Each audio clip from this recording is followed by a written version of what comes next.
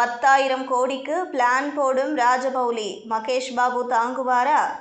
Tollywood super star Mahesh பாபுவும் இந்தியாவின் தலைசிறந்த இயக்குனர் எஸ். ராஜமௌலியும் இணைந்துள்ள SSMB29 திரைப்படம் இந்தியாவிலேயே மிக அதிக பட்ஜெட்டில் தயாராகி வருகிறது. இதன் படப்பிடிப்பு பணிகள் தற்போது நடைபெற்று வருகின்றன. ராஜமௌலி இந்த முறை படப்பிடிப்பு தாமதமின்றி நடைபெற சிறப்பு கவனம் செலுத்தி வருகிறார். மேலும் RRR திரைப்படம் ஆஸ்கர் விருதை பெற்று பாக்ஸ் ஆபீஸிலும் சாதனை வசூலை குவித்தது.